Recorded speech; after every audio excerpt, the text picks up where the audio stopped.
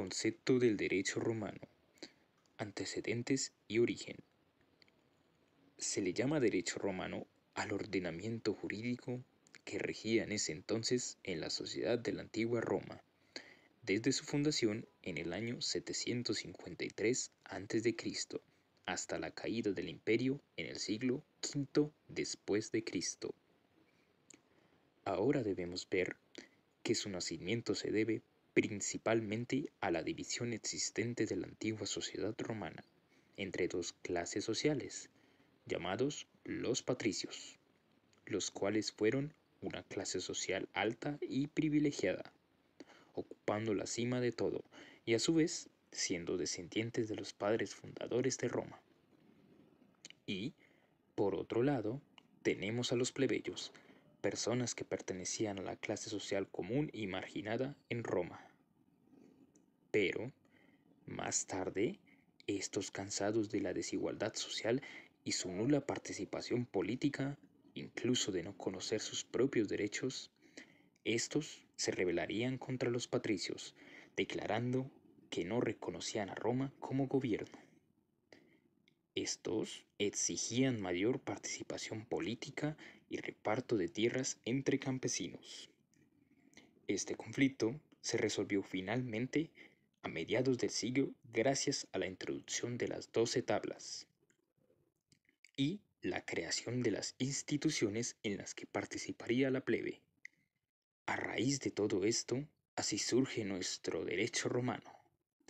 Como datos extras, debemos saber que también el derecho romano fue el primero en establecer la idea de que la ley debe ser igual para todos, lo que se conoce como igualdad ante la ley. Esta idea se ha convertido en un principio fundamental de la mayoría de los sistemas jurídicos modernos. También tenemos que tener en cuenta dos conceptos básicos, el iuspositivismo y el iusnaturalismo. El iuspositivismo nace a finales del siglo XIX a.C. Parte del supuesto de que el derecho no es más que la expresión positiva de un conjunto de normas dictadas por el poder soberano. En cambio, el iusnaturalismo nace en el siglo XIX a.C.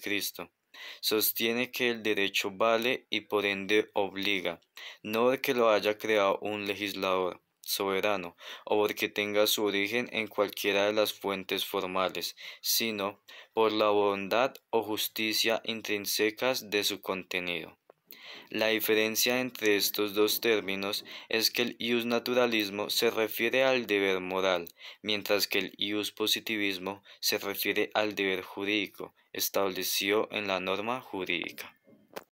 A continuación, periodicidad del derecho romano. Este empieza en 1753 a.C. durante el periodo arcaico. Algo destacable de este periodo es el ius quiritum, que indicaba el derecho de los ciudadanos a armarnos con armas. Este fue el primer grupo del ejército de los ciudadanos romanos. El ius quiritum se aplicaba principalmente a los patricios, pero más adelante significaba el derecho propio de los ciudadanos romanos en cuanto adquirían su ciudadanía. El siguiente periodo es el periodo preclásico. Algo destacable de este periodo es el ius honorarium o derecho pretorio. Tuvo su origen durante la época de la República de Roma. Fue el derecho creado por el pretor para corroborar, suplir o corregir el derecho civil ya existente en Roma. Siguiendo con los periodos, encontramos el periodo clásico, el cual fue muy importante por 4 puntos muy destacables de este periodo, los cuales son los jurisconsultos, los senadoconsultos, las constituciones imperiales y por último leyes y plebiscitos. Esto debido a que con el inicio del Principado, las instituciones republicanas ven mermanadas sus atribuciones como creadoras del derecho y se abre paso a una estructura de fuentes mucho más jerárquica y en cabeza del emperador. Y ya por último tendríamos el periodo posclásico, el cual fue muy caracterizado por la influencia de las tendencias del vulgarismo, la recopilación de todas las fuentes clásicas del derecho romano hasta ese momento y la separación entre el derecho oficial de las constituciones imperiales y la práctica. Gracias. Continuamos con el derecho público y el derecho privado. El derecho público tiene que ver con la estructura estatal. Los elementos que lo conforman son la población, que es el alcance personal, el territorio, que es el alcance espacial, y el gobierno. Esta es la dimensión sociológica.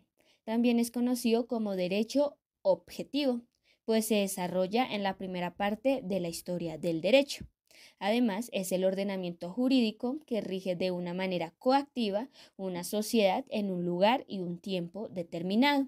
El derecho privado, por otro lado, tiene que ver con las instituciones jurídicas, régimen de las personas, régimen de las cosas, régimen de las obligaciones, régimen de los contratos y régimen de las sucesiones.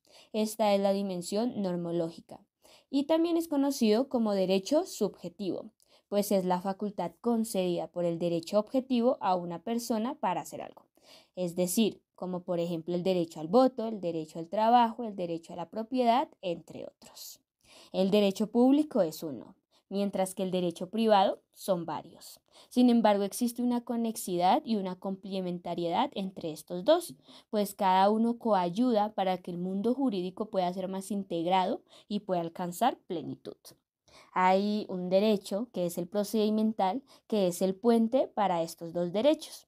El derecho público, que es el derecho constitucional, que lo podemos reconocer a través de nuestra Constitución Política de 1991, y el derecho privado, que se deriva de dos formas, que es a través del derecho civil, con el Código Civil de 1887, y el derecho comercial, con el Código de Comercio de 1971. El derecho público, como ya lo vimos, fue el que influenció al derecho privado. Es decir, que el derecho público termina siendo la teoría. La importancia del derecho romano en la actualidad.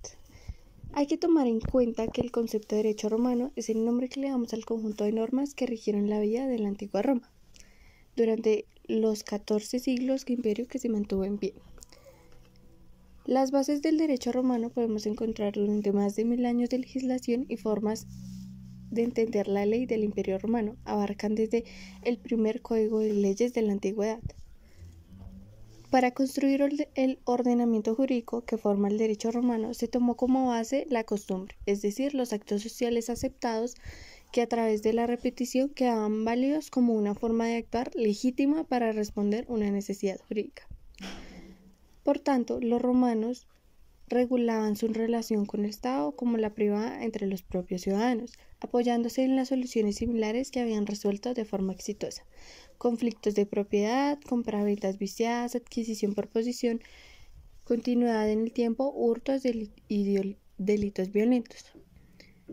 Ni la caída del Imperio Romano a finales del siglo V ni el de Oriente en el siglo XV hicieron que se perdieran estas leyes. Se hace notar el derecho romano que están sustentadas las fuentes del derecho, reales, formales e históricas.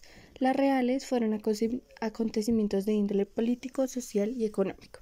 Las formales son los procesos a través de los cuales se construían disposiciones jurídicas, y las históricas son todos los textos que se han conservado en las obras tanto jurídicas como literarias. Podemos decir que el derecho romano también es benéfico como un auxiliar para comprender las leyes, debido a que la misma forma de nuestro país, otros lugares del mundo se han basado en la creación de sus leyes en el corpus juris civilis, siendo este la base para la creación de todas o por lo menos de la mayoría de las instituciones y figuras jurídicas, así como las figuras políticas existentes en la actualidad.